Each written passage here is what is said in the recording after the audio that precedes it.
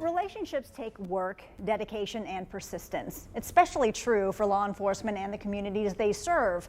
Local law enforcement leaders want to build more trust, but they can't do it alone.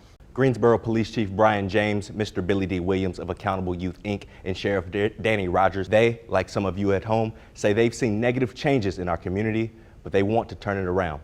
That's why we sat down for a conversation to figure out what we can do to save our youth. Last year, the sheriff touched on it. We had 61 homicides in Greensboro. 52 of the victims were African American. That's not a coincidence. There's a lot of things that are going on in our community that need to be fixed. After the deadliest year in our area's history, it's time to make some significant changes, and it starts with accountability. I think the root problem is just one of them, because it's probably several, I'm sure it's several. One of them is the fact of the way that we're communicating. That's where Mr. Billy D. Williams and Accountable Youth, Inc. step in. And I'm speaking from the community standpoint. Intellectual independence, starting to think for yourself, not think in a group mentality. Remove yourself from that and start caring about yourself. And when you start caring about yourself, you there in turn care about your community. And the black communities of Greensboro and Guilford County have to start caring about each other.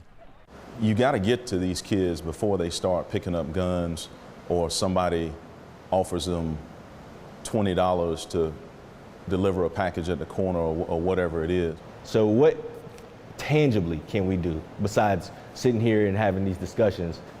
Tangibly, what we've got to do as black men on this panel, first thing we have to do is set an example.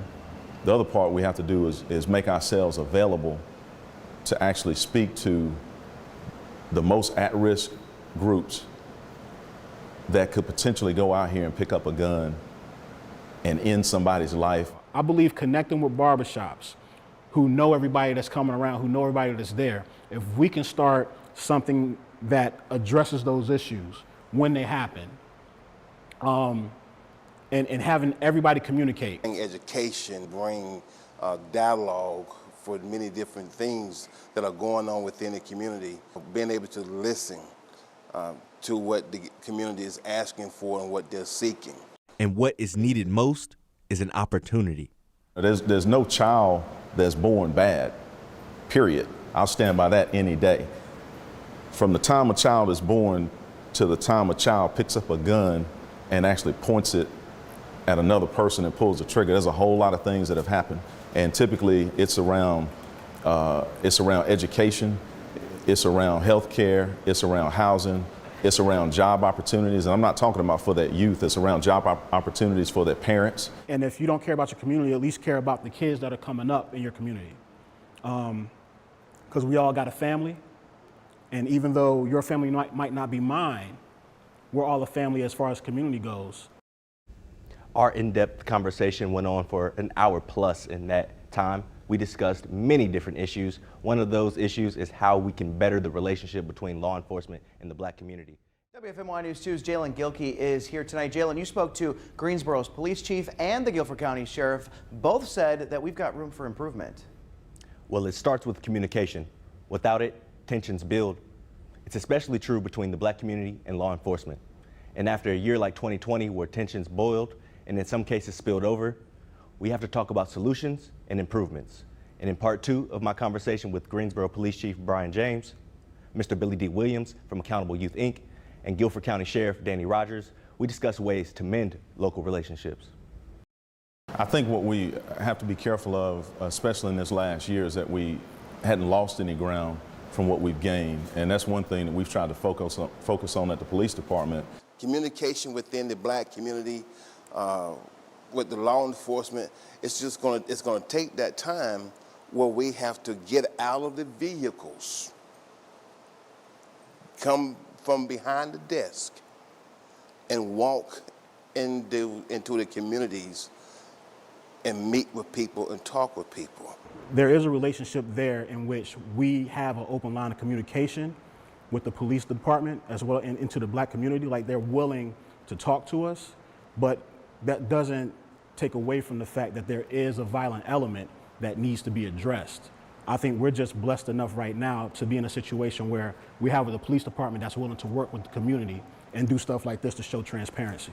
I'm gonna share something with you. Police brutality, we will not tolerate that. In the sheriff's office, and I know Chief James doesn't either. So our leadership speaks for itself. Police brutality, like the sheriff said, has been in the spotlight.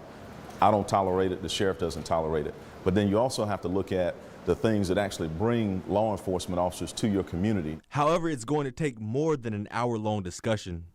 It's a collaborative effort from every officer and deputy on staff, as well as every one of you at home. This works and gets better if we all work together. To speak candidly, the way that we are raised in these communities that are heavily affected by the violence, we're raised to not trust the police, to speak honestly.